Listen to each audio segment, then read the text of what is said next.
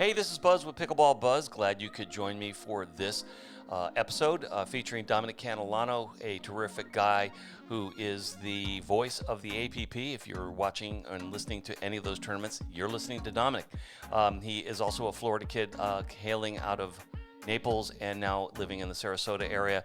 But here's my conversation, part one with him, and I hope you enjoy it.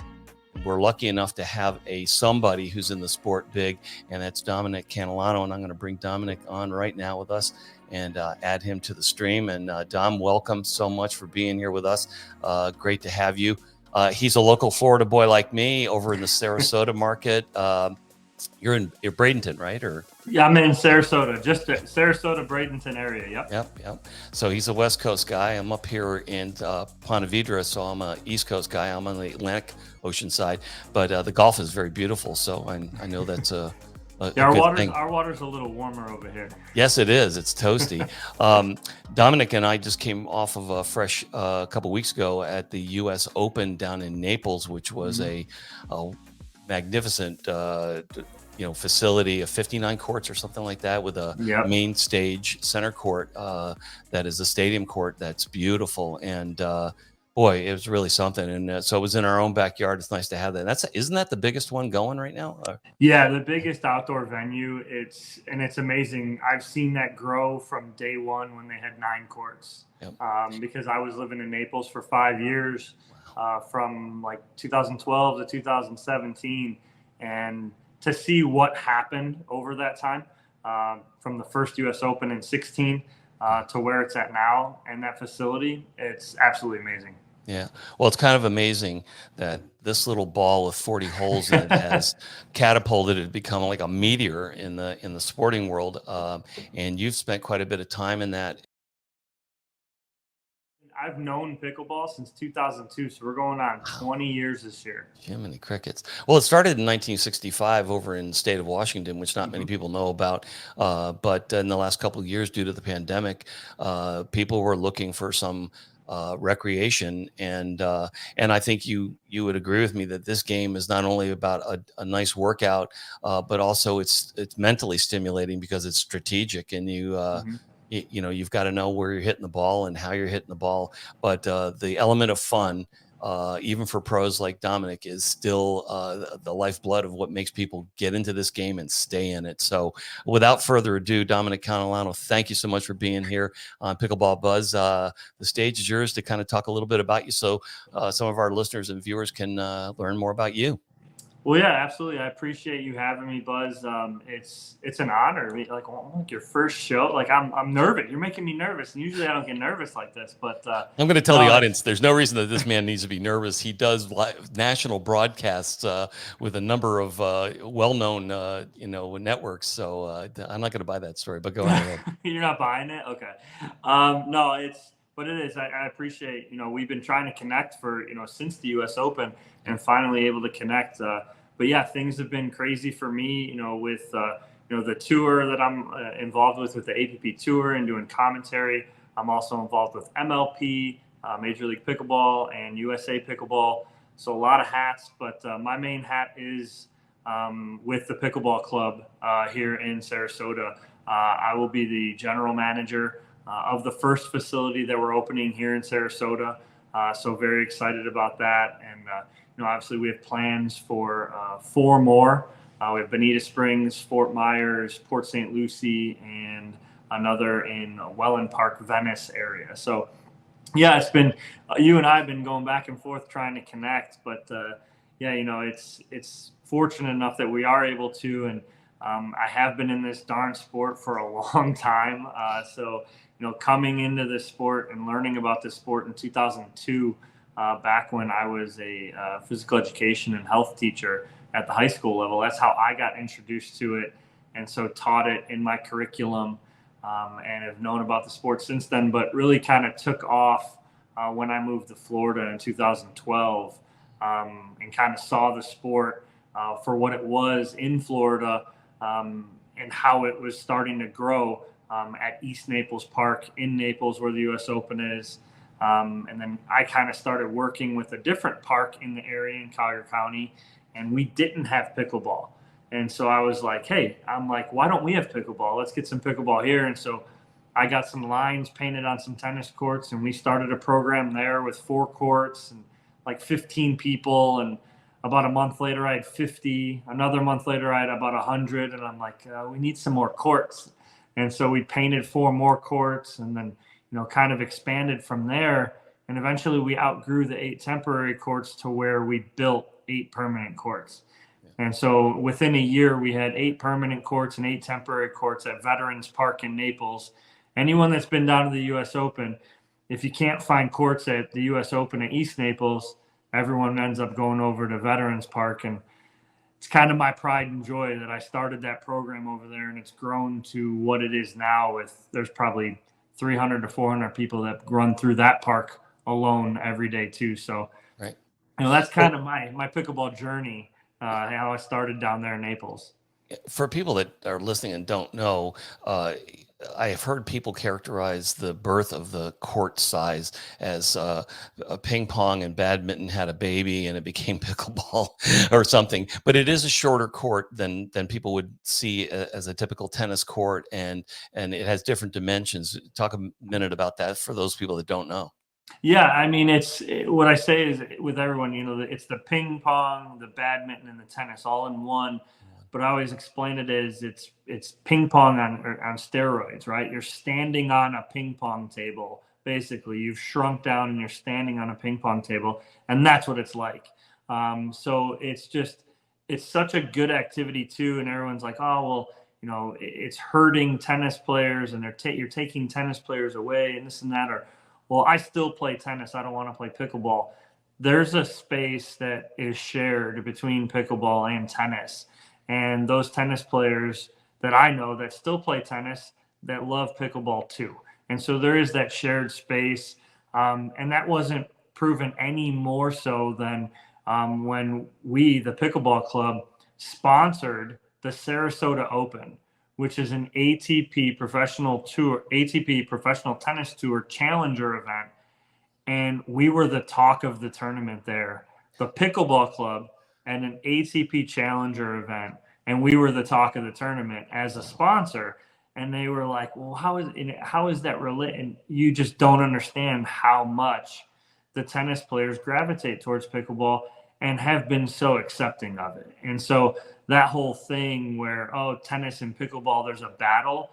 I look at it more as, your cousins. You're very similar in ways, and that shows ever so much on the pro tour, where most of those pros were very high level tennis players. Now there's some, outliers, Yeah. that didn't play tennis but were very good athletes.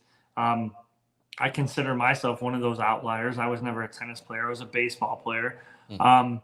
But you kind of pick up that hand-eye coordination. But most of those high-level pickleball players at that pro level do come from tennis. Yeah, I think you and I were talking earlier that the approachability of this sport is so welcoming to people that unlike tennis or baseball or basketball, or that you have to have a certain level of proficiency to play those Mhm. games.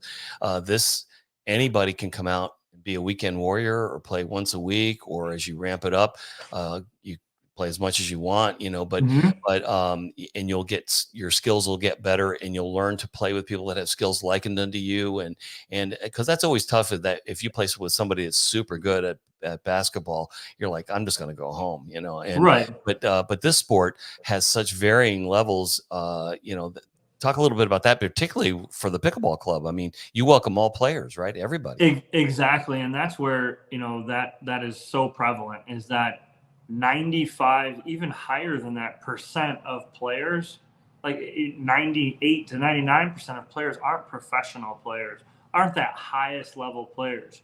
Your meat and potatoes of pickleball is your 3-0 to 4-0 players, and us at the Pickleball Club, we understand that, and we're going to get high level players too, and that's great, and we're so welcoming of that. But we understand that, like you said, the weekend warriors or the players who play 4 to 5 days a week, that's that 3-0 to 4-0 player. And that's what we want at the Pickleball Club. We want those players coming, experiencing our club on a daily basis, and making our club their second home. Because, we have not just pickleball too at the Pickleball Club. We have a full cafe with beer, wine, coffee, juice, and snacks. We have a full pro shop that's we have clothes, paddles, everything like that. We also have an outdoor area that has 2 courts outside that are covered. We have cornhole, we have bocce, we have Adirondack chairs outside in a seating area. We have all this, a men's and women's locker room with showers. We want you to come to the club, play pickleball, and then go have a drink with your buddy. We have big screen TVs. You want to watch the game's on. That's great. But we don't want you there for an hour and a half, 2 hours just to play pickleball and then leave. We want you to be there, experience it, have fun, and make that your community. So that's kind of what our whole goal is to create another type of pickleball community. Well, I can testify that the way you're characterizing it is even prevalent at the courts we play up in the Jacksonville area. Everyone that's on those courts, very social, very community driven, and a great group of people. And after games, we gather to break bread, have a drink, and just to hang out, or if there's a watch party or something like that. So your club really becomes a kind of a nucleus or a center point for people to kind of get your workout, hang out with your best friends, watch golf or football or whatever you want to watch that's on TV with us, and grab a snack or something to eat, and that it sounds simple, but that kind of chemistry is really at the heart of this game. I mean, people don't just go and play it and then go home. There is this camaraderie, and we're on like different app chats that we're texting each other, hey, you playing today, you'll find that there's this camaraderie that galvanizes people to the sport, and you see it even like when I was down at the national championship. There's all kinds of people that know each other and see each other, and it's really amazing. And across the country, there was people from every corner of the United States there. Wouldn't you say? You're hitting it right on the head, Buzz. Is that this sport is so social. It's ridiculous, right? And again, the tennis players are great. It's just, and they understand this too. You can't pick up your tennis racket and go to the public park and get a game. It just doesn't happen. And tennis players admit that too. But with pickleball, from 8 to noon, it's open play. You're going to be able to jump in a game. You can go by yourself with your paddle and your water bottle and go play for 3 hours. And that's what it is. And that, again, too, the Pickleball Club, because you see it too. We'll go and play, and then you'd be like, okay, let's go grab a drink or go grab a bite. Well, we got to drive to wherever we're going. Well, us at the Pickleball Club, we've eliminated that drive. Okay. You're done playing for your 2-3 hours. Go clean up in a bed, and you got shower, locker room, everything.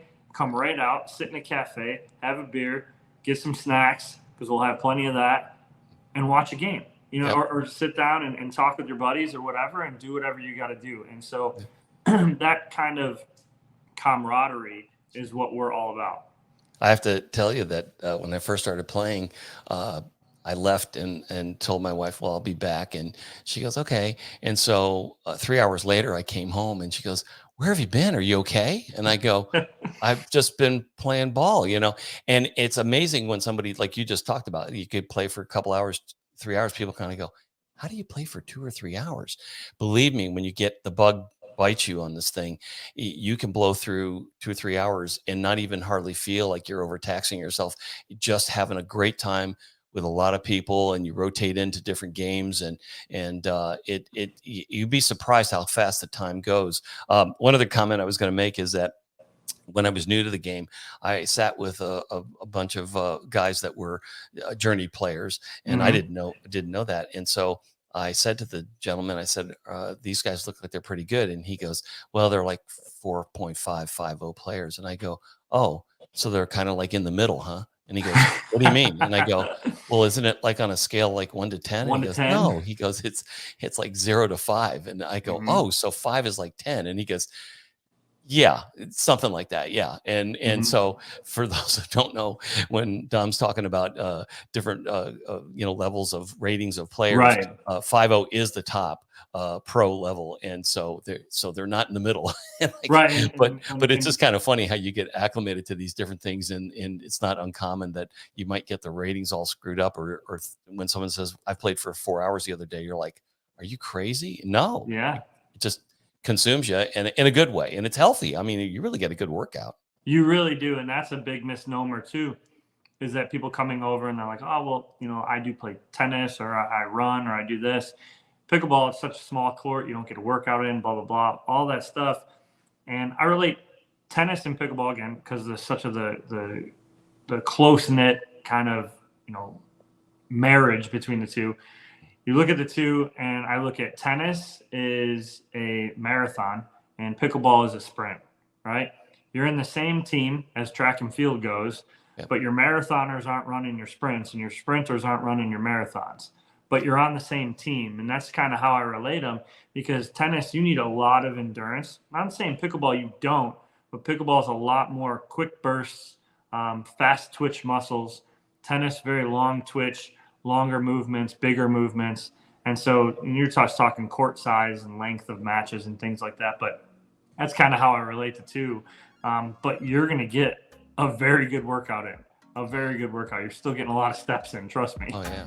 Hey, thanks for listening to part one of my interview with Dominic. He is going to talk a little bit more in part two about the courts that they're building, and also how they're welcoming new players, both the young high schoolers as well as first responders. A really neat approach by their group, and just an interesting conversation with one of the industry's top voices out there in the game. So stay tuned for that. There will also be show notes or links below. If you click on show more, you'll see it, and you can connect there with the Pickleball Club and Dominic with one easy click. Thanks for listening. Be sure to subscribe, and we'll catch you on part two.